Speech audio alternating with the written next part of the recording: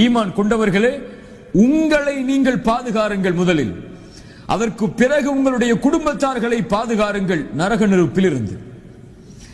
மனைவிக்கு மட்டும் அறிவுரை சொல்வதல்ல எம்முடைய கடமை, எம்முடைய பிள்ளைகளுக்கு மட்டும் அறிவுரை சொல்வதல்ல எம்முடைய கடமை, எம்மை பார்க்க வரக்கூடிய மக்களுக்கு மட்டும் அறிவுரை செய்வதல்ல எம்முடைய கடமை, எம்முடைய நப்சுக்கு நமக்கு நாம் அறிவுரை செய்வது அல்லாஹ் எம் மீது கடமையாக்கிய ஒரு கடமை. அதைத்தான் குர்ஆனுடைய இந்த வசனம் சொல்லுகிறது. ஆனால் இன்றைய எம்முடைய வாழ்க்கை எப்படி? சமூகம் மாற வேண்டும், பிறர் மாற வேண்டும், அவர் மாற வேண்டும், அந்த குடும்பம் மாற வேண்டும், அந்த ஊர்வாசிகள் மாற வேண்டும், அந்த நாட்டில் வாழக்கூடிய மக்கள் வாழ வேண்டும். அப்படி மாறினால்தான் சமூகம் மாறும் என்று நாம் நினைக்கிறோம்.